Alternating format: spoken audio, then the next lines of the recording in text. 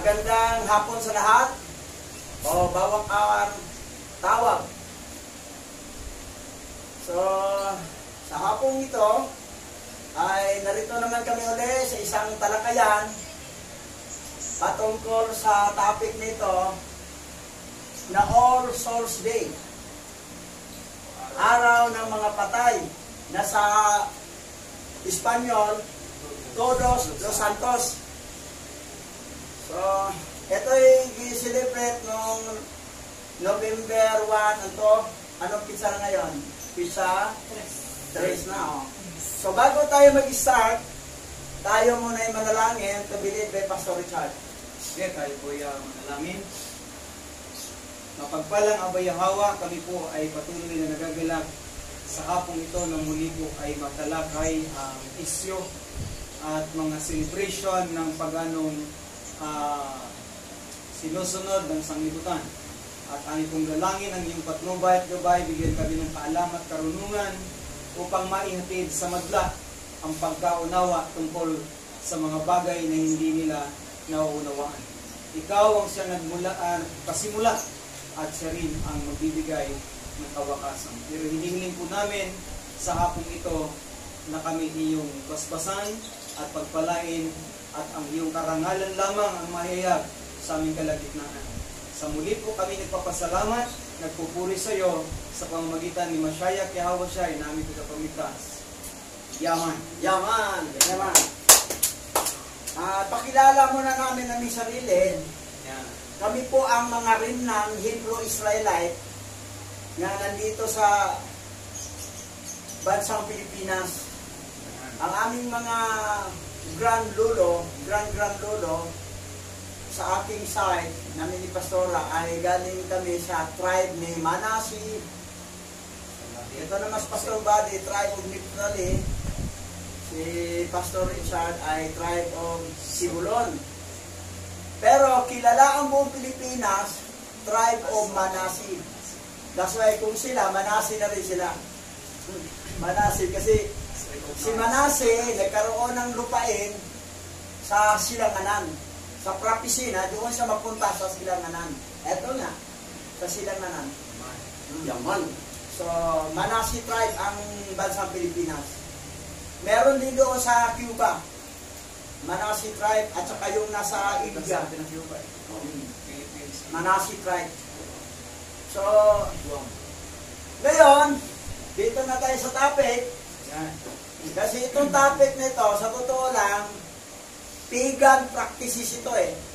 Practice ng mga pagano na minsan ang mga rimnan na hindi pa nagising, tulog pa hanggang ngayon, gigisingin namin kayo, yung mga may dugong lahi ni Israel. Na ni Yasharala. Ni Jacob. Yasharala ang ano niya. So, gigisingin namin kayo na yung mga nag-celebrate pa dito dahil pagan practices to. Ngayon, magsimula tayo. Sige. Dito sa Ecclesiastes, ipabasa natin, Pastora, kasali mo. Ecclesiastes chapter 6 verse 12. Sino ang nakakaalam kung ano ang mabuti sa taong nabubuhay sa maikling panahon at pagkatapos ay mawawalang tulad ng alino? Sino ang makapagsasabi kung ano ang mangyayari pagkamatay niya? So, marami talagang mga tao, pag ito ang babasihan na talata, na saan ba talaga tayo magpunta pag mamatay? Sa langit ba? Sa impyerno o sa purgatorio? Sabi naman ng Chinese, hindi ko pupunta langit, hindi ko pupunta purgatorio o impyerno. Sa gitna lang ko, magnegosyo ako sa crossing. Negosyo na yung sabi ng Chinese. Mga lahi ni Lord yan eh. Mga Moabites. So, dito ka na sa talata na to, parang maligaw ka talaga na sandali lang tayo sa mundong ito. Saan tayo mapunta? Kailangan, ito na yon ang topic na talakayin natin. Napaka-important. Kayo mga nanonood sa YouTube channel, subscribe nyo, comment, at saka mag-comment kayo kung ano i-comment nyo. Sagutin ko yun. Okay, sige, next.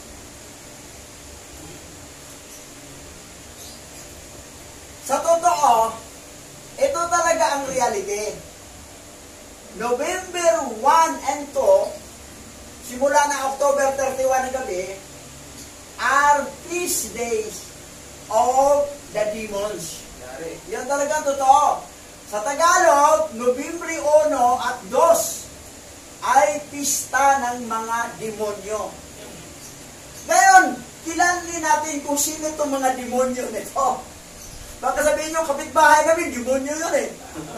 Huwag kang magbibintang. Kailangan malaman natin sino ba itong mga demonyo at sino bang namumuno sa kanila. Okay, next. Doon sa ibang bansa, doon sa isang kalye, nakalagay yan, a feast of demons. Pista ng mga demonyo. Yan sa ibang bansa yan ha. Pista daw ng demonyo. Hindi yung Todos los Santos o ano. Okay, next. Ngayon, alamin natin ang mga demonyo kung sino yan sila at sino yung pinuno nila. O, basahin mo na, Pastora. Mastima. Hebreo, mastima. Giis, misitima, o mansimat, ay ang nahulog na arkanghel na makikita sa aklat ng Jubilees. Nakiusap siya kay Alahayam na pahintulutan ang mga demonyong espiritu ng mga patay, Nephilim, na manatili sa planeta Earth upang mapasama at mailigaw nila ang mga tao bago ang paghatol. Dahil may malaking kasamaan sa mga tao, hinatulan ni Alahayam ang lahat ng mga demonyo na bumabas sa kahatulan, maliban sa isang ikasampo na maaaring manatili. Ang great quiz, di ba si 10%? Mabasa daw sa Jubilee. Basahin mo natin yung Jubilee. Pagkatapos, i-explain ni Pastor Richard. O, basahin natin. Next. Jubilee. Chapter 10, verse 8. Jubilee chapter 10, verse 8. At ang pinuno ng mga espiritu, si Mastima, ay dumating at nagsabi, Yahawa, manilikha, hayaan ang ilan sa kanila na manatili sa harap ko, at makinig sila sa aking tinig, at gawin ang lahat ng aking sasabihin sa kanila. Sapagkat kung ang ilan sa kanila ay hindi maiiwan, at hindi ko maisasagawa ang kapangyarihan ng aking kalooban sa mga anak ng tao, para sa ang mga ito ay para sa katiwalian at pagkaligaw sa harap ng aking paghatol, sapagkat malaki ang kasamaan ng mga anak ng tao. Pastor Richard. So malinaw po sa ating binasa ayon po sa aklat ng Jubilee na mayroon pong mga demons na binabanggit dito at ang kanilang pinuno ay walang iba kundi si Mastima. Ang isa sa high-ranking angel na hinulog din po katulad ng mga fallen angel na nauna. So saan po ba nanggaling ang mga demons? So ang kasaysayan po ay tinagong sa atin, ayon po yan sa aklat ng Jubilee. Dahil nung nilikha si Adan, siya po ay mayroong kasamang babae. Hindi po yan isinama nung isinalin ang Genesis at composed by 80 books and 73 books and 66 books para po ang tao ay wala pong information may kinalaman sa mga demons. At ang kasabay pong nilikha ng ating maylikha na si Abba Yahawa, kasabay po ni Adan, ay walang iba po na pangalanan sa aklat ng Jubilee kundi si Lilith. Si Lilith po, nung siya po ay nilikha, siya po ay mayroong sariling pag-iisip na ayaw niyang magpasakop kay Adan. Sa madaling salita, siya po ay sinumpa ng ating maylikha na si Abba Yahawa. So dahil po dyan, si Mastima o si Samael, ang pangpitong, ang isa sa high-ranking angel sa pangpitong langit, ay bumaba upang magmarites kay Lilith upang isumbong na may panibago ng babae na kasama si Adan at walang iba kundi si Eva. So sa madalit salita, ang akala ni Samael, si Lilith ay magsiselos.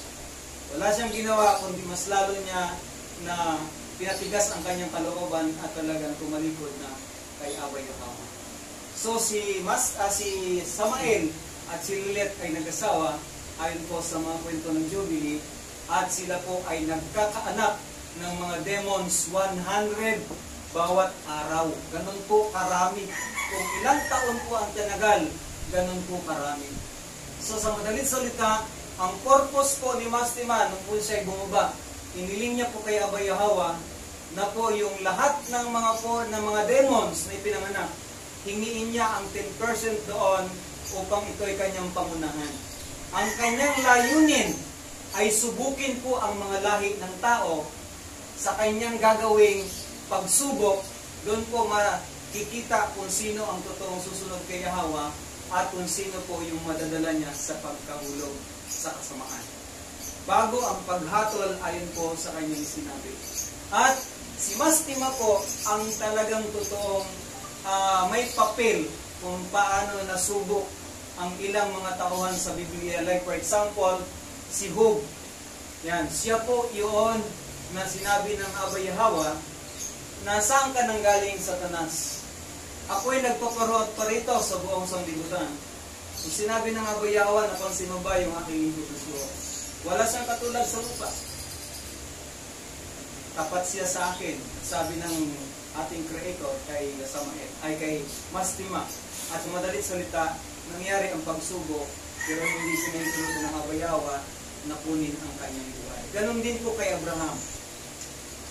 Ang unang anak po ni Abraham, dahil baog si Sarah, ang una niyang naging anak doon sa katulong ni Sarah, na si Agar, ay walang iba kundi si Ismael. Si Ismael din po ay hiningi din po ni Mastima na ihandog ayon po sa Quran. So kung paanong hiningi ni Mastima na subukin na ihandog si Ismael ni Abraham, ganon din po nung dumating na ang pangako na may panganak ang kanyang mismong lahi, walang iba kundi si Isaac. So kung paano ginawa ang hiningi ni Mastima na ialay o ihandog si Ismael, halos ganon din ang kwento sa Bible ng Hebrew na hiningi din ni Mastima na si Isaac ay ihandog din po ng ating ni Abraham sa ating pong Yahweh. So the same ang kwento. Nagtagumpay si Abraham sa pagsubok at ang Yahweh ang nag-prepare ng kanyang alay para isave ang mga lahi na mula kay Abraham. So, ang purpose talaga, na number 1 purpose o layunin ni Mastima ay iligaw ang maraming mga tao para mapahamak sa impyerno katulad nila. Yun talaga ang layunin ni Mastima. So, gumawa siya ng iba't ibang pamamaraan at ang kamatayan ng mga tao ay kanyang pinili upang maging celebration. Alam niyo, tuwan-tuwa ang mga demonyo kapag ang mga tao namatay. Ayan, di ba? So, nakita natin ang aklat ng Genesis na ang demonyo nung dumating o nang ang mga pulitngila dumating, nagsimula ang kamatayan sa tao nung sila nasubok. Ayan, makikita natin na pagdating ng All Saints Day or Araw ng mga Patay, siniselebrate po at tinatawag na ito ay Pista ng mga Patay. Pero sa totoo lang, buhay po ang nagsiselebrate, hindi po ang mga patay. Sa bagong pansinin niyo yan, patay ang siniselebrita ng pista, pero ang mga buhay ang naglalasing. Yaman. Yan ang po. Yan. Ngayon, itong mga demons na ito, actually, ang kabuuan ng demons, maliban sa mga anak ni Lilith at ni Samael, na mga anak ng 100 araw-araw, ang mga Nephilim, yung mga higanti na namatay sa baha, sila rin ay mga evil spirit, yung kanilang espiritu. So, kabuuan ng evil spirit talaga lahat ay maabot ng 1 trillion. 1 trillion evil spirit. Kasama na ang mga anak ni Samael at saka ni Lilith at saka yung ibang mga sanipilim. Sa 10% sa 1 trillion, ilan pa sa 1 trillion, ang 10% niyan, upatak lang 30 billion. 30 million. Billion ba? 30 billion ba? Billion. 30 billion. 30 billion. Trillion. Trillion eh. Trillion po ang pinag-usapan. So 30 billion. Sa 30 billion na mga evil spirit sa buong planet Earth na nagkalat sila sa bawat dako, Grabe dami. sobrang dami yan. Dami talaga nila. Pero isa lang pinuno nilang fallen angel na Satan, si Mastima lang. Kasi lahat ng mga Sitan, 10 ang Sitan lahat eh, ay kulong sila. Ang 4 nga ay pag matuyo ang yung practice, Rever, baka wala. Pero sabi daw, tuyo na raw, baka nakawala na eh. Baka mag-tiger ng gira to. Mag-gira na itong... So, 1/3 ang mamamatay sa gira. Ngayon, itong mga evil spirit, sa dami nila, na isa lang pinaka-leader, si Mastima, nagkalat sila sa Pilipinas. Saan ba sila nakatira? Malacanang. Naramdaman po ng presidente natin. Sabi niya, gumagano ng bangko, gumagano ng tao naman. Tapos naglalakad siya para may tumitingin sa kanya. Oo. Tapos ng mga PSG, parang ginigising sila. Nandoon yung mga evil spirit, mga anak ni Mastima. Ano? Anak ni Samael at saka ni Lilith. At saka yung iba, mga Nipilim. Ang iba kasi tumira na yung mga balite, yung mga kahoy na balite, doon na tumira sa mga bahay na talagang matanda ang bahay, malalaki, dyan titira yung mga evil spirit. No. bahay. Tapos, yan ang trabaho ng mga evil spirit. Pero lahat sila, subject sila, susunod sila kay Mastima. Sila yung maglagay ng problema, sakit, karamdaman, tukso, lahat. Ngayon, tuloy natin. Moving forward. Ngayon, dito tayo sa Halloween. Pakibasa. Isa sa issue. Ang Halloween ay hindi matatagpuan sa Biblia.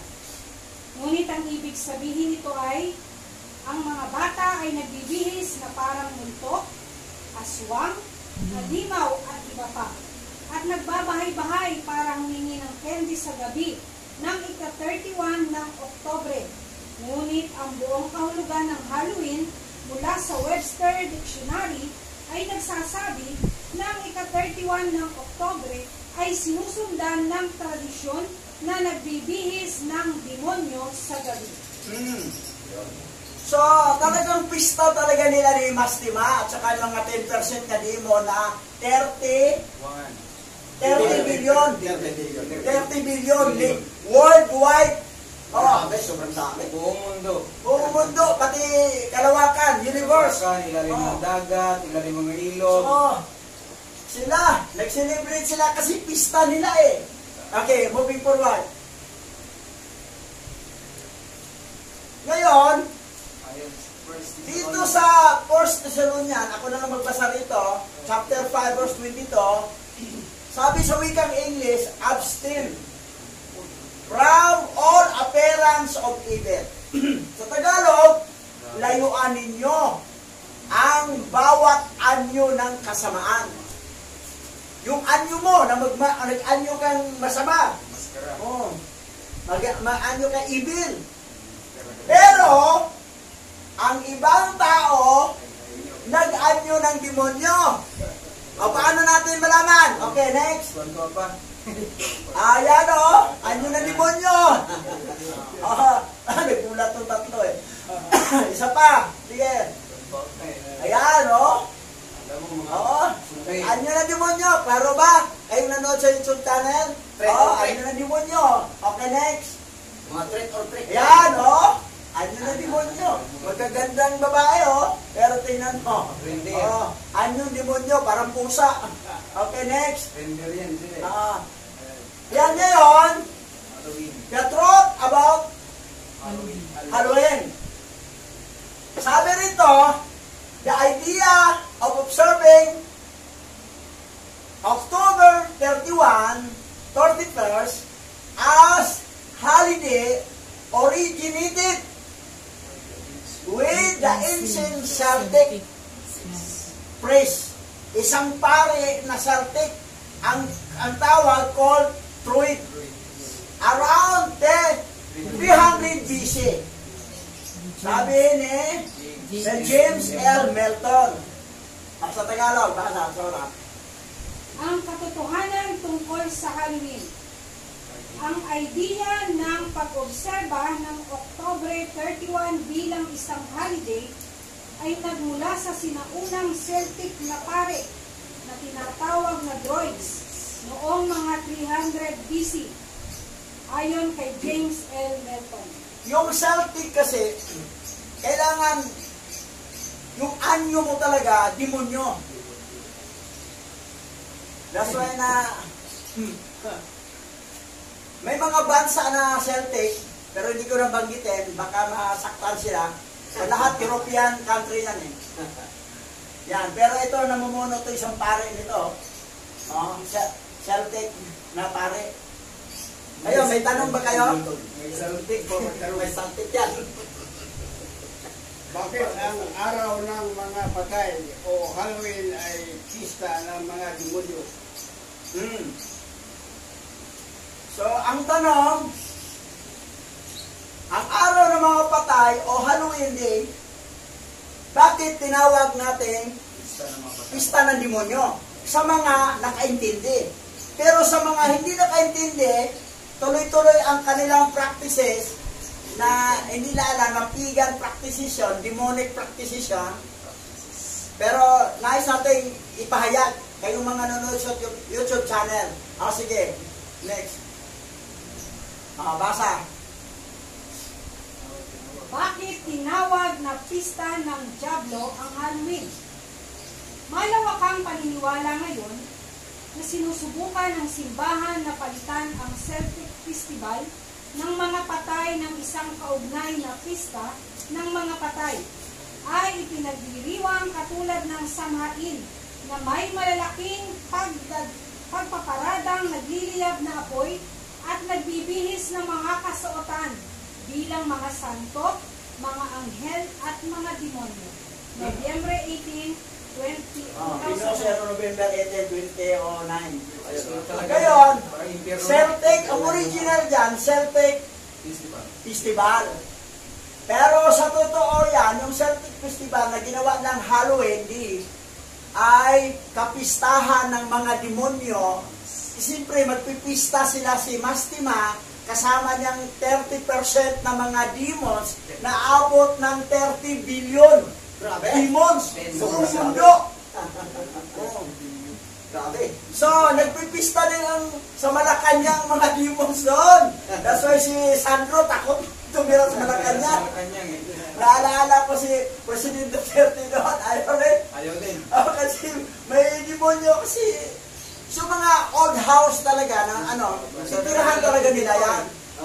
Yung mga sa bundok naman, may mga kahoy ng mga balite, doon sila titira. Ang sabi na, mga inkanto, yun na nga, mga evil spirit yun eh. Mga demon spirit yan. Ayun.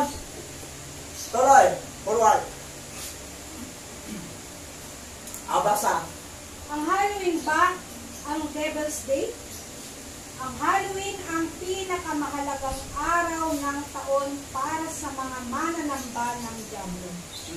Ayon sa tagapagtatag ng simbahan ni Satanas, at ang lahat ay hinimok na iwasang ipagdiwang ang madilim na araw na ito. Naghahanda ang mga tao sa buong mundo na magsuot ng magagarang costume ngayon.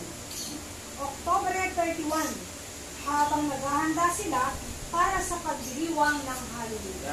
Simbahan po ni Satanas. Sabi, Kung sino yung mga simbahan nga tanggap nila ang celebration ng Todos los Santos at magko-costume sila ng demon, sila po ang totoong Church of Satan. Hindi lang yung Church of Satan na literal na nagpa-register doon sa Security Exchange Commission. kahit Sabi wala nila, sa bahay. Malinaw. yung mga simbahan, natanggap nila ang practices about Todos los Santos, pista ng mga patay, o All Souls Day, o All Saints Day, para mga santo daw, mga saint, pista ng mga santo, pista ng mga patay. Nagpipista ba ang mga patay? Pero ang mga tao magdala ng mga pagkain sa simenteryo. Sino nagpipista? Ang mga palahubog, mga singgo,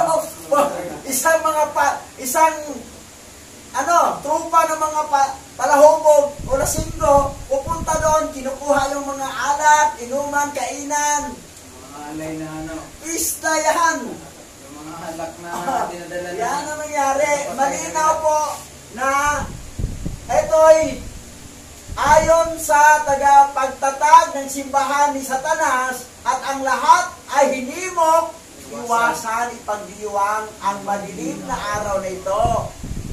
Dahil ito po talaga, binigyan talaga kapistahan sila si Mastima at saka yung 30 billion demons. 10% lang yan out of 1 trillion demons. Ang 90% kulong. Kulong.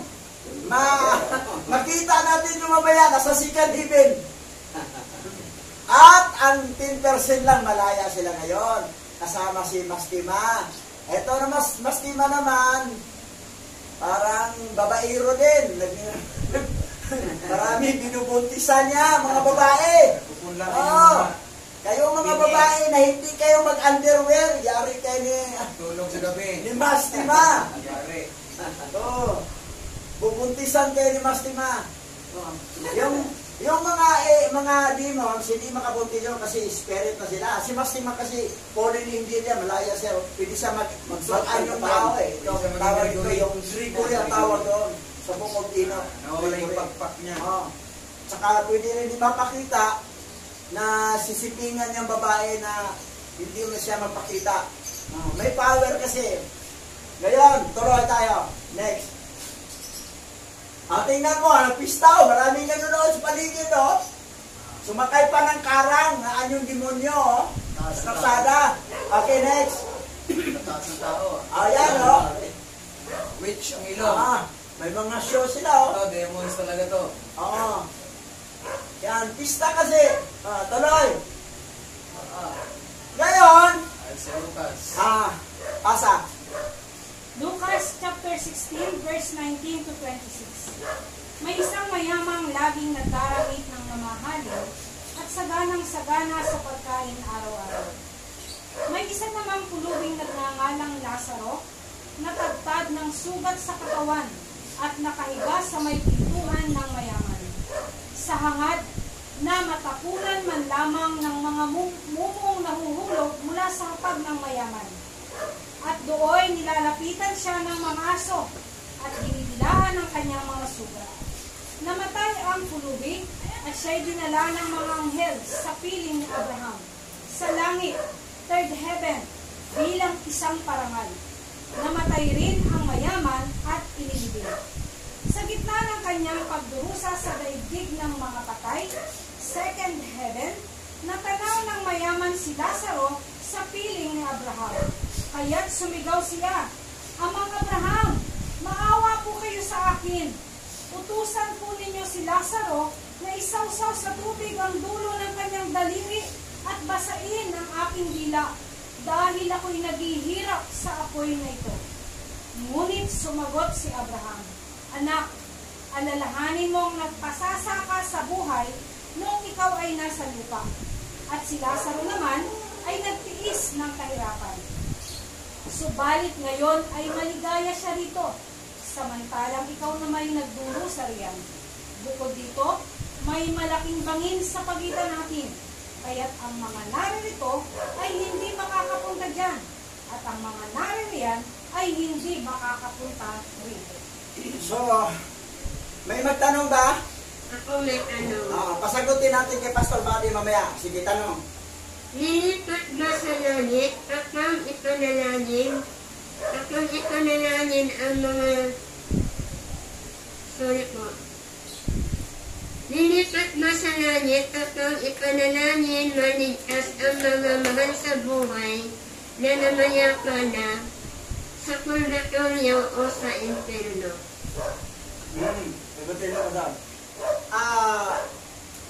Ang sagot po dyan, kapatid na Ami, hindi. Kasi malinaw po sa binabasa ni Pastora Mahaire kanina. Nakalagay po dito. Bukod dito, may malaking bangin sa pagitan natin. Kaya, ang nandito ay hindi makapunta dyan, at ang nardyan, hindi makapunta dito. So, malinaw na walang magawa ang mga hindi makapunta, hindi malipat. Hindi malipat. Malinaw po na kung sa impierno ka na. Wala na magawa ang mabuhay na manalangin. So, kung langit ka na. Yun po. At saka, isa pa po, sister, yung purgatorio, wala naman totoong lugar na purgatorio. Langit lang at saka impierno. Pag impierno ka na. Pag langit ka na. So, dito pa lang, pagsikapan na natin na hanapin ang tamang landas. Bali na po. Kasi ang purgatorio, hindi totoo yan. Inventong-invento, isang example to, nung maliit pa ako. Bilis na pumunta sa, maring, saan ka galing? Ay, maring galing ako sa Tianggihan. Bakit? Ano ang dala mo? Ito po, ang anak ko kasi na si Toryo, binabulate. Kaya, ipurga ko ito kay Toryo. Doon po nabuo ang words na purgatorio, ang salitang purgatorio. Ang binubulate pala ang anak niya na si Toryo, pinupurga. Ayun po, baka doon nila kinuha yun. Hindi tayo sigurado. Kasi wala naman talagang purgatorio. Langit lang po at impierno. Malinaw po yan, sister. Salamat po. Si Toryo pala, binubulate. Binubulate. Kasi kumain ng malamig eh. Kaya binubulate. So, binubulate si Toryo, pinupurga siya ng kanyang mama. Ngayon, idugtong yun, purga si Toryo. Purgatorio. Tapos, ilagay nila destiny, pag hindi ka mapunta sa langit, pag medyo mabait-bait, sa purgatorio daw mapunta. Pero kung sambahay talaga sa impierno. Pero kung matino-matino, sa langit. Pero medyo alanganin, minsan mabait, minsan pasaway, sa purgatorio. Pag masama, impierno. Yan ang akala. Pero dito, malalaman natin mamaya. Na walang purgatorio. Ano ba talaga ang totoo? Ngayon, next. Basa. Ang ikalawang aklat ni Enoch, Kabanata 7, verse 1 to 3. Kung paano dinala si Enoch sa ikalawang langit. At dinala ko ng mga lalaking iyon, at dinala ko sa ikalawang langit. At ipinakita sa akin ang kadiliman, na higit kaysa makalupang kadiliman. At doon ay nakita ko ang mga bilanggo na nakabitin, nagmamasid, naghihintay sa dakila at walang hangganang paghatol. At ang mga anghel na ito ay mukhang madilim, higit pa sa makalupang kadiliman, at walang tigil na pag-iyak sa lahat ng oras. At Tingnan mo mga inggil ha. Walang tigil na pag-iyak sa lahat ng oras, yung mga anghel na yan. Kasi, inulong na sila dito. Yung mga angel na ito. Kasama dito ang mga, yung 90% na mga demons. Nandito sila. Okay, next. Tuloy. At sinabi ko sa mga lalaking kasama ko, bakit ang mga ito'y walang humpay na pinahihirapan? Sinagot nila ko, ito ang mga apostata ng alayam na hindi sumunod sa mga utos ng alayam. Ngunit kumuha ng payo ayon sa kanilang sariling kalooban at tumalikod kasama ng kanilang prinsipe na siya rin nakatali sa ikalimang langit. Nakatali sa ikalimang langit. Sinong prinsipe nila? Si Simyasa. Yun. Bumaba sila, nag-asawa. Yung nakaanak sila ng Nipilim na yung namatay sa baha, kaya lang napilitan si Abay Hawa magbaha. para mapatay yung mga higanting Nephilim. Gaano ka tangkad yung Nephilim na yan? Kapantay sa 100 floor na building. 100 floor na building. Ganun katangkad. Tapos, kinakain na nila ang mga tao, mga hayop, mga isda, lahat. Kinakain na ng mga Nephilim, higante. Maliit pa si King Kong. Kung naparoon mo sa pelikulang King Kong, ang liit lang ni King Kong. Ang laki yan. Pinatay sa baha, yung spirito nila, evil spirit. Yung tatay nila mga fallen angel, nakulong din sa second heaven, ay iyak sila, oras-oras, at ang prinsipi nila na si Miyasa, nasa fifth heaven kinulong. Okay, next, tuloy. At ako'y naawa sa kanila, at kanilang binati ako, at sinabi sa akin, lalaki ni Alayam, ipanalangin mo kami sa Yahweh. At sumagot ako sa kanila, sino ako? Isang taong mortal na dapat kong ipanalangin ang mga anghel? Sino ang nakakaalam kung saan ako pupunta? O kung ano ang mangyayari sa akin? O sino ang manamalangin para sa akin? Ito ha, yung sagot ni Enoch ha. Ako nga, wala pa kong sure saan ako pupunta. Sino manalangin akin? Kayo mga anghel, ipapanalangin ko kayo. Kasi nag-request kayo na ipanalangin mo kami kay Yahweh, napatawarin sila. Sabi niya, ako isang taong mortal na dapat ko ipanalangin ang mga anghel. Kasasikan heaven ng iksina dyan ha. Sikan heaven, nandoon sila. Mga angel. Pero mo ha, Boko Binok to. Sikan Boko Binok. Okay, next. Tuloy. Another. Sige. Ang ikalawang aklat ni Enoch, Kabanata 10, verse 1 to 3. Dito nila ipinakita kay Enoch ang kakilakilabot na lugar at iba't ibang pagpapahirap. At ang dalawang lalaking iyon ay dinala ako patungo sa hilagang bahagi. At ipinakita sa akin doon ang isang napakapangit na lugar. At mayroong lahat ng uri ng pagpapahirap sa lugar na iyon. Malupit na kadiliman at walang liwanag na karimlan. At walang liwanag doon, ngunit madilim. Hindi pinasok ang Book of Enoch sa 66 law para maging ignorante ang isang katauhan. Pero mo ha, ang tindi, ang lupit ng kahirapan ng mga angel, mga tao namang namatay. Katulad ng mayaman, diyan dito napunta eh. Second heaven, hindi ito ang Gehenna na final destiny na dagat-dagatang apoy. Hindi ito Gehenna. Hades ito. Ang Hades nasa second heaven. Ang akala kasi nila, ang Hades, nasa ilalim ng lupa. Nagtanawan niya sila si Abraham tsaka yung mayaman eh. Nakasama kapiling ni Abraham sila sa roof. Tumingin sila sa baba, tumingala ang mayaman. Kasi magkalapit lang, from second heaven to third heaven. Hindi yung third heaven si Abraham, sila sa roof. Tapos doon sa ilalim ng lupa, sa mundo, ang ano ay, malabo yun. Kasi na kayong mga pastor, theology study pa more. Aralin niyo mo Aralin niyo ang Book of Enoch. para maintindihan niyo yung sinasabi namin.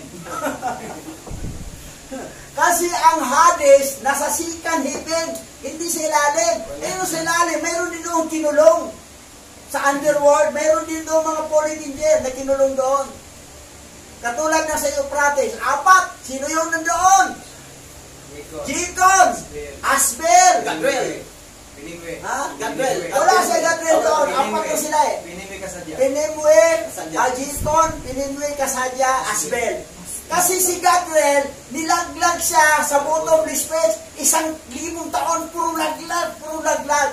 Makawala siya sa middle of the 7 years tribulation.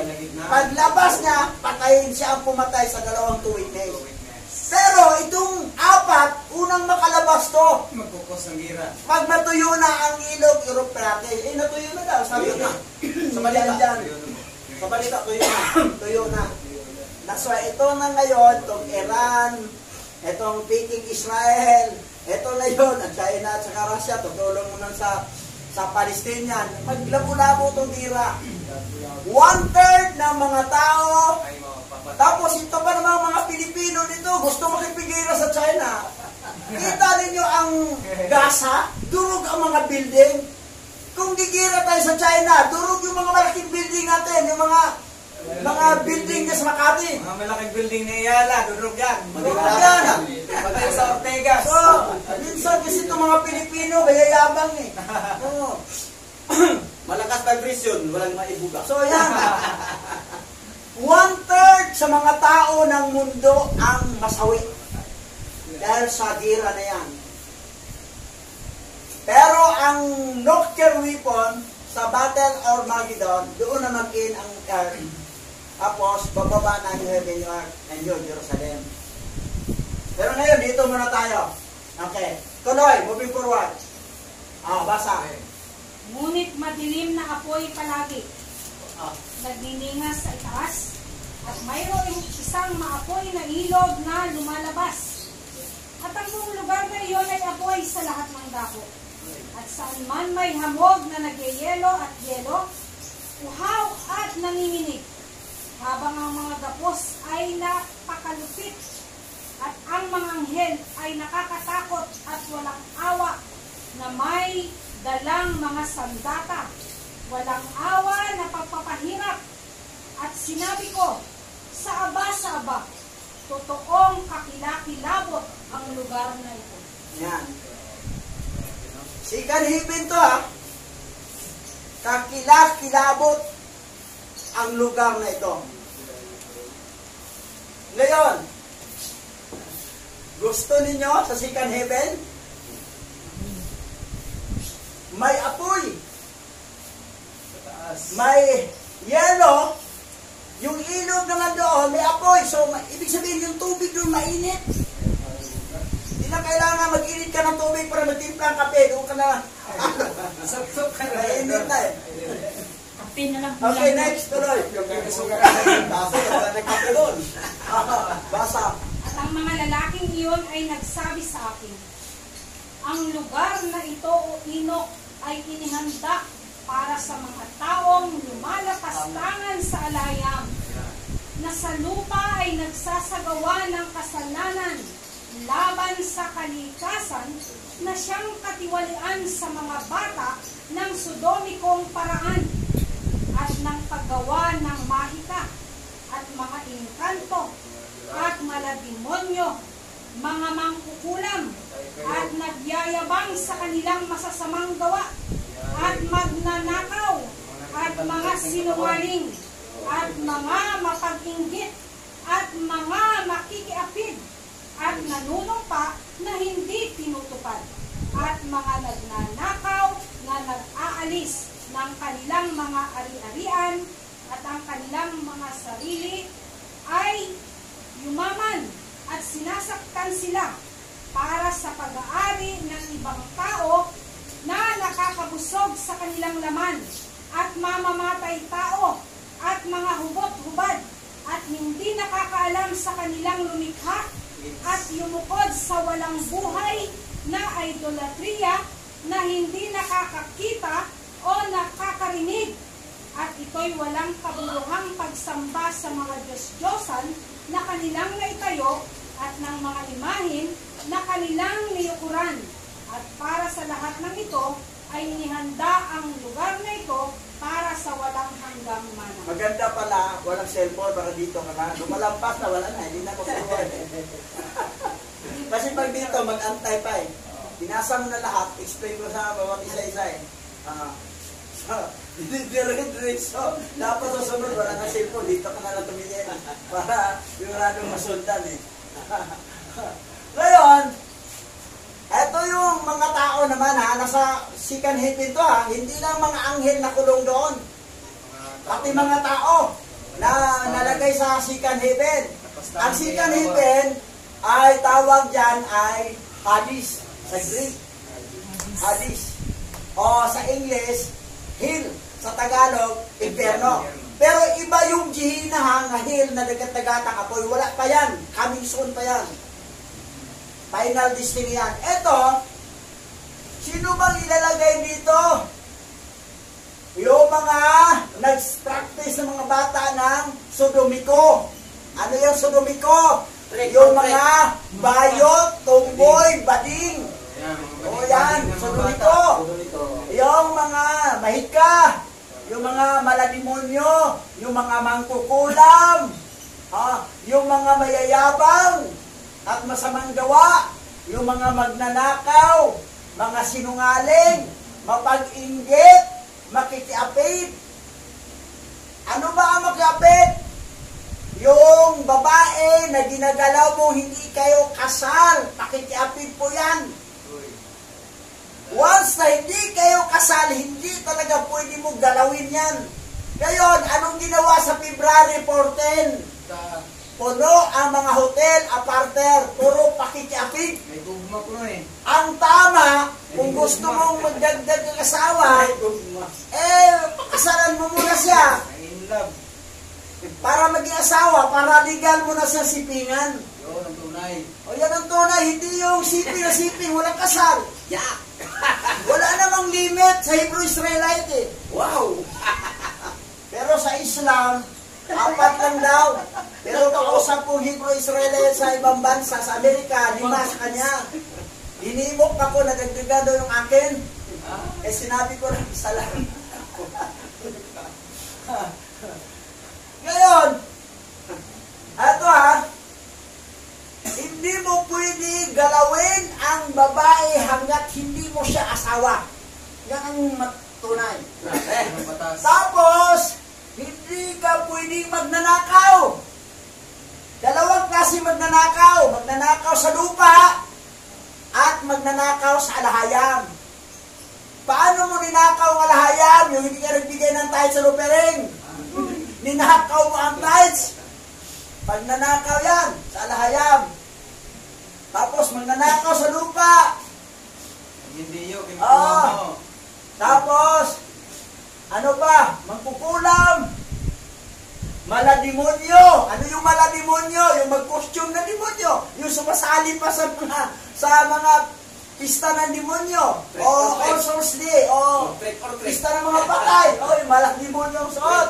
Yung inkanto, yung nagpa-practice ng mga gayuma. O yan. Mga magic. Okay, next. Next. Ato. Ano pa ditong tinutukoy? Nangagaw nga ng ari-ari. Ang kanilang mga ari-arian, nangangagaw. Yung mayaman sila, sinasaktan para sa pag-ari ng iba. Yan, yung mga politikong magnanakaw. Yung mga smuggler. Ay, dito kayo mapunta. Land grabber. Land grabber. Naagaw na hindi kanilang lupa. Yan. Yung mga idolatry. Patay kayo. Yung magsamba ng revolto. Kayo, mamamatay tao. Mamamatay tao. Patay. Dalawang klaseng mamamatay tao. Yung mamamatay tao na literal mong binaril, sinaksak, pinatay.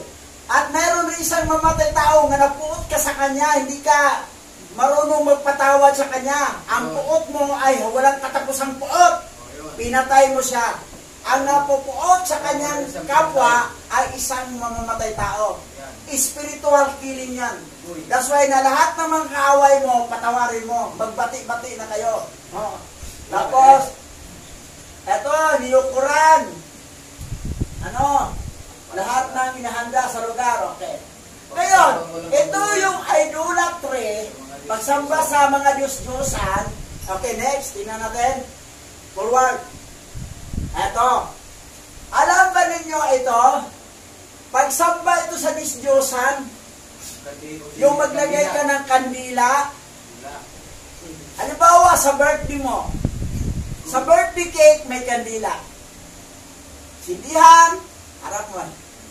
Tapos, sa araw ng mga patay, naglagay pa ng kandila sa pintuan ng bahay. Doon sa simbahan sa altar, maglagay ka ng kandila. May electric, may ano ka naman, mayroon ka namang ilaw eh. Bakit maglagay ka pa ng kandila? Doon sa ibang lugar, nasunog isang swatter area, naglagay ng kandila sa pintuan. Sa February, February to, nasunog. Alam ba ninyo niyo kung sino to? Sino yan siya? Okay, next. Yan. Nakalagay to, Lucifer means light bearer. O morning star. Pre-Christian mythology. He is called Shahar, Hillel. Sa Hebrew na modern, Hillel ay yun yung Lucifer. And Epaphras, John Peter, he is not the fallen angel or the name for the devil, but the morning aspect of the planet Venus. Venus is also personified as a goddess. Is called Aphrodite in Greek, and there is no need there for Lucifer. Hindi ka dapat matakot kay Lucifer. Ibig sabihin, light bearer. Pag ikaw ay maglagay ng kandila, you are worshiping Lucifer. Sa birthday mo, may birthday cake, tapos may isang kandila doon maliit, sinindihan, you are worshiping Lucifer. That's why sa Islam na malaking kasalanan ang mag-celebrate ng birthday. Pati sa Hebrew, kasalanan mag-celebrate ng birthday. Yung mga anak ni Job nga nag-celebrate ng birthday, patay sila lahat. Sino lang ba ang nag-celebrate ng birthday? Si Herodes. Lahat ng mga masasamang tao nag-celebrate ng birthday. Pero sa mga matitino, hindi ma-celebrate. Kasi pagan practices yan. The moment that you are in front of the birthday cake with the candle, that is the symbolic of Lucifer. Tapos sa pista ng mga patay, naglagay ka pa ng kandila sa baba ng pintuan ng bahay nyo, ay naglagay ka ng maraming kandila, naglagay ka ng maraming Lucifer. Maraming light bearer. Yan. Yan ang hindi alam ng iba. Okay, next. Tradisyon. Ngayon, tuloy. Pangatlong langit na tayo. Dalawang aklat Ang ni Enoch. ikalawang aklat ni Enoch, kabalat. Dito ka na lang tumingin. Baka lumalampas ka. Verse 1 to 10. Sa pag-aakala ni Enoch sa ikatlong langit, at kinuha ko ng mga lalaking yaon, at dinala ko sa ikatlong langit, at inilagay ako roon, at tumingin ako sa ibaba, at nakita ang mga ani ng mga lugar na ito, na hindi pa nakikilala sa kabutihan. At nakita ko ang lahat ng matamis na namumulaklak na puno, at namasdan ang kanilang mga bunga na mabango, at ang lahat ng pagkain na dala ng mga ito ay bumubula ng mabangong pagbuga. Kita mo, third hindi na to ha. Dito tayo titira habang wala pa ang new heaven, new earth, and new Jerusalem. Okay, next. Next. Basa. At sa gitna ng mga punong kahoy ng buhay, sa dakong iyon kung saan ang Yahweh ay nagpapahinga, kapag siya ay umahon sa paraiso. At ang punong kahoy na ito ay hindi may paliwanag na kabutihan at halimuyak, at pinalamutian ng higit sa bawat bagay na umiiral. At sa lahat ng panig, ito ay nasa anyong ginto at mapula at parang apoy at sumasaklaw sa lahat. At mayroon itong ani mula sa lahat ng prutas. Ang ugat nito ay nasa hardin sa dulo ng lupa. At ang paraiso ay nasa pagitan ng kabuluhan at kawalang kasiraan. Okay. Ngayon, ganito ha. Ang third heaven, doon na po ang paradise. Ang Garden of Eden. Nasa third heaven na. Doon sa third heaven, doon sa Garden of Eden, sa paraiso, minsan pupunta pala si Abba Yahweh galing sa tin heaven, kasi sa tin heaven siya eh. Pupunta siya sa third heaven, minsan nagpahinga pala. O sabi niya rito, at sa gitna ng mga punong kahoy na buhay, sa dakong iyon kung saan si Yahweh ay nagpapahinga kapag siya ay umahon sa paraiso. At ang punong kahoy na ito ay hindi may pauliwanag na kabutihan at halimuyak. Grabe, hindi ma-explain ang kabutihan at saka halimuyak. At pinalamutian ng higit na bawat bagay ng hirap. Ang tindi, ang ganda. Mas opposite sa second heaven. Ang second heaven, sabi daw, pangit nga lugar. Sobrang dilim. Sobrang dilim. Nakabitin pa yung tulong. Pero dito, di ba explain ang kagandahan? Minsan dito siya Yahawa magpahinga. Panig. Third heaven pa. Tapos, sabi rito, At sa lahat ng panig, ito ay nasa at iyo. sa lahat ng panig nito ay nasa anyong ginto. At mapula at parang apoy na sumasaklaw sa lahat. At mayroong itong ani mula sa prutas. At ang prutas. Ang ugat nito ay nasa hardin sa dulo ng lupa. Alam ba ninyo ang saan yung dulo ng lupa? Anong location sa dulo ng lupa? Pilipinas. And yun ang silangan. Ito, in-explain. At ang paraiso ay nasa pagitan ng kabulukan at kawalang kasiraan. Kabulukan, sa earth yun dati. Ang walang kasiraan, nasa third heaven na. Ang simula ng paraiso, nasa dulo ng lupa. Sa kabulukan. Ngayon, nalipat na sa kawalang kasiraan, nasa third heaven. Ngayon ang tanong, ang dulo ng lupa ay ito po ang tinatawag na Elda o Habila. Garden of Eden. The creation. Ngayon, ang Habila, saan ba ang Habila? Mindanao po. Luzon, Oper. Visayas, Sheba. Mindanao, Habila. Ngayon, pag ang Habila o Elda ay sa Mindanao, saan sa Mindanao? Saan sa Mindanao? Ha? Ang Palawan ba, Mindanao ba yan? Part ng Mindanao ba ang Palawan? Luzon ba yan o Visayas? Ha? Luzon pa po. Luzon. Hindi para sa Palawan. Parte ng Luzon pa rin. Part ng Luzon. Habila, Mindanao yun eh. Ngayon, i-research ko yan sa Mindanao, ang Sulu ay tinawag nila doon ang Garden of Eden. Mas makatotohanan pa pala ang Sulu kaysa Palawan. Kasi Habila eh. Ang anak ni Yukta niya tatlo, si Oper, bandang Luzon. Si Sheba, bandang Visayas, Cebu. Cebu. Nandoon rin si Sibron. Sa Mindanao, Habila, nandoon rin si Vitali. Yung grand lolo mo. Na lahi ni Bilha.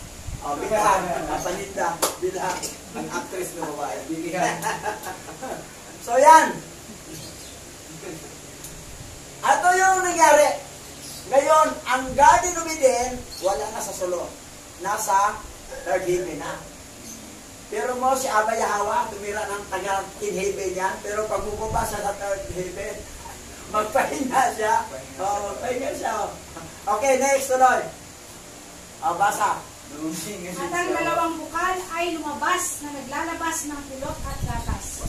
Ang kanilang mga bukal ay naglalabas ng langis at alak.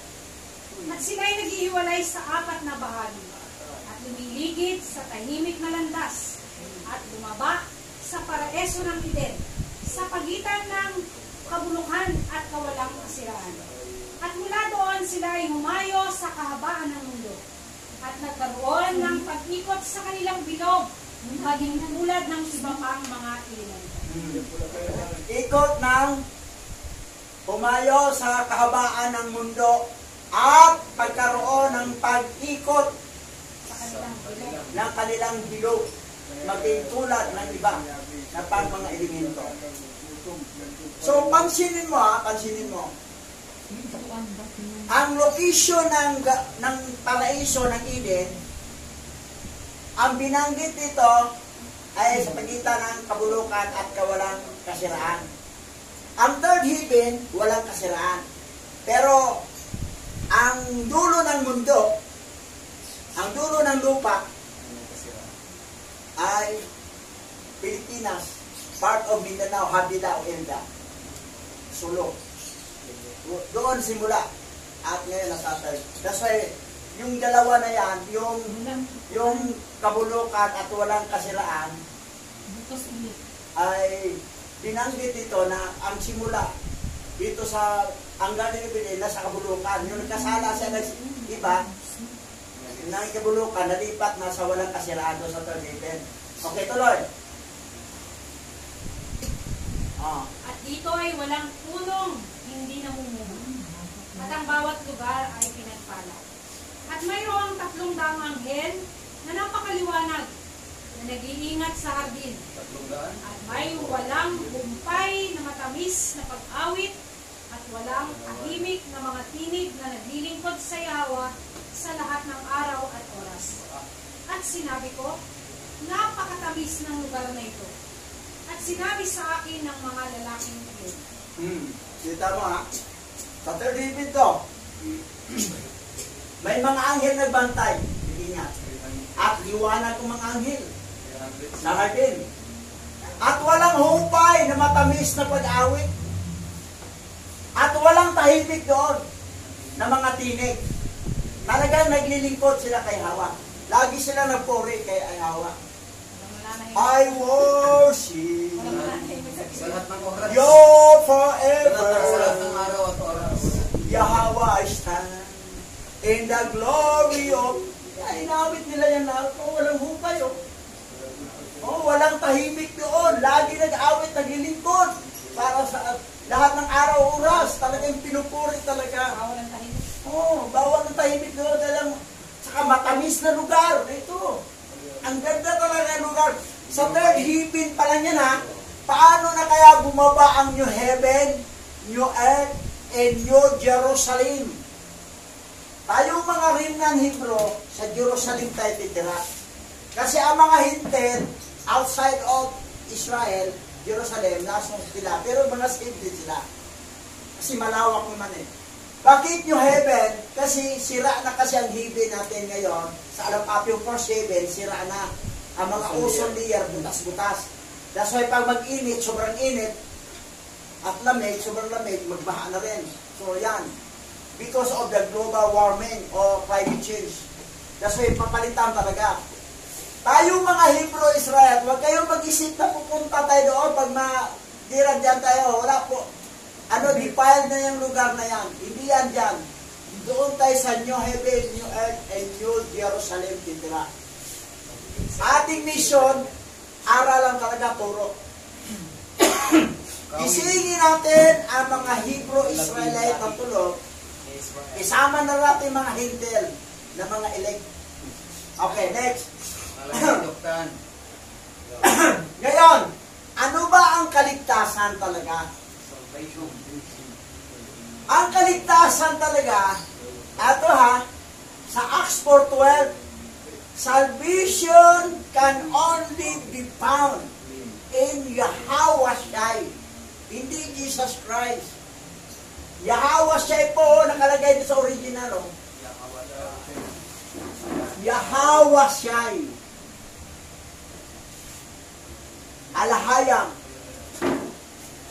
Salvation can only be found in Yahweh Shai because in the basement of heaven, only His name was given by Alahayam.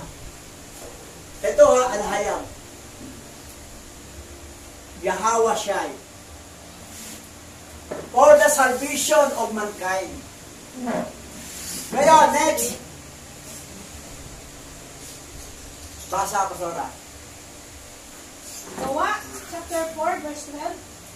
Ang kaligtasan ay matatagpuan lamang kay Yahweh Shai, sapagkat sa silong ng langit, ang kanyang pangalan lamang ang binigay ng alayam sa kaligtasan ng sangkatauhan. Ang pangalan binigay ni Alahayang na kaligtasan ng sangkatawan, Yahweh Shai. Hindi po Jesus Christ. Kasi yung Jesus, galing sa Isos, pag-asahin mo yan sa Latin, yes, baboy. Sa Hebro, yes, kabayo. Sa geographic, ay butiki, at libyatan, at isda. At higit sa lahat, fallen angel. Sino yan? Si Sios. Si Sios yan. Yan po ang totoo. That's why tuloy-tuloy kayo mangaral kay Jesus. Ayawan ko, kung ilig ka, Steve Garman, kaya pagdating sa langit, wala kang reward. Kung ilik, Pero, sinabi naman ni Masakyaw, sa aking mga tupa, nakinig at sumunod. Kilala ko sila. kilala niya ang aking tinig. Kilala na ang tinig. Ngayon, kami na ngayon ang nangangaral sa tinig. Dahil, nasa taas pa siya ngayon. Bababa yan. After sa Battle of Armageddon, during Battle of Armageddon pala, siya ang mamumuno. Ngayon nangyari, makinig kayo. Yahweh Shai po, kasi maraming lumabas, ang iba sinilis na Joshua, sa modern, Yeshua, nagbawa sila. Yahweh Shai po talaga, totoo. Yan. So, ito yung ang kaligtasan. Ngayon, pindot, operator, matulog. May trabaho ka. Sa John 1:12 to 13, basa. 1 chapter 1 verse 12 to 13. Subalit ang lahat ng tumanggap at sumampalataya sa kanya ay binigyan niya ng karapatang maging mga anak ng Alayam. Sila nga'y naging mga anak ng Alayam, hindi dahil sa isinilang sila, ayon sa kalikasan o sa kagustuhan o sa kagagawan ng tao, kundi ang pagiging anak nila ay dahil sa kalooban ng Alayam. Mga viewers sa YouTube channel, Pakinggan kayo. tanggapin ninyo si Yahweh Shai, Hamashiach. Yan po ang totoong pangalan ng Savior. Pinapalitan yan ng mga kaaway, ng mga fallen angel. Ay sino nagpalit? Yung mga anak na fallen angel, kasi pasikat ng tatay nila.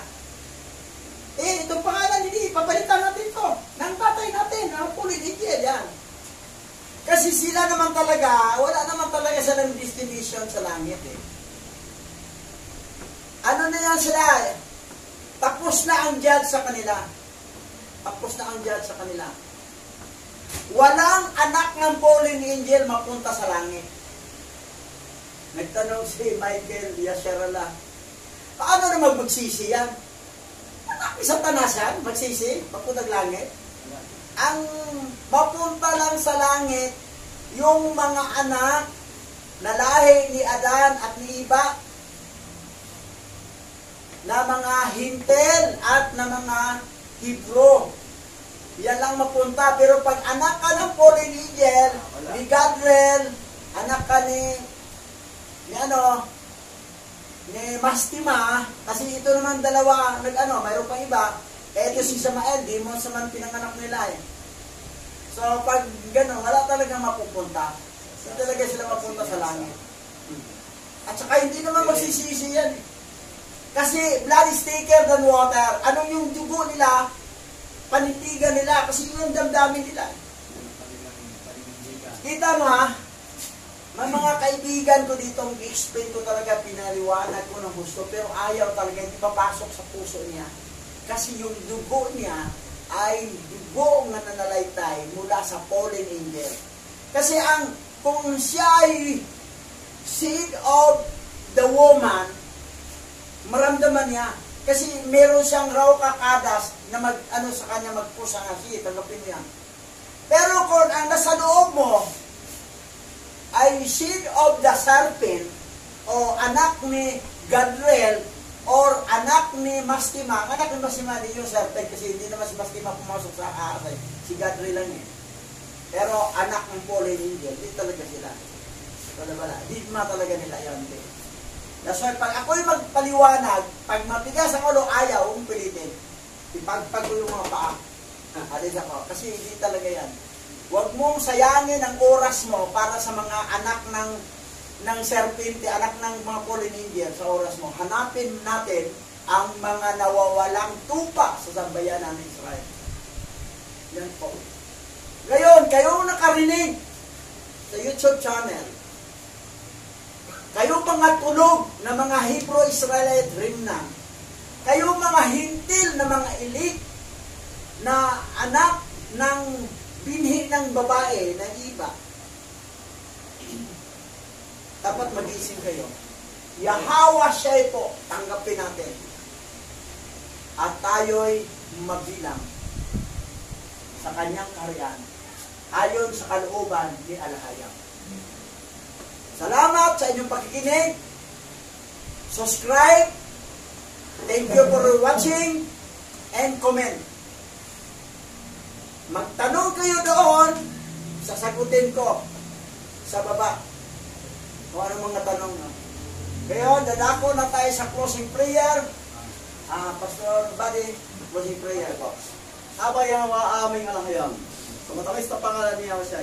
Una sa lahat, papurihan ka at pasasalamatan. Maraming salamat po sa paggabay mo at patnubay sa aming gawain. Sa oras na ito, salamat din po sa mga tao, sa mga viewers na binigay niyo po sa amin. Alam ko po, ikaw ang magbigay ng hudyat sa kanyang puso at damdamin. Maramdaman po namin na yun po ang iyong kalooban na hanapin po ang matupang nawawala.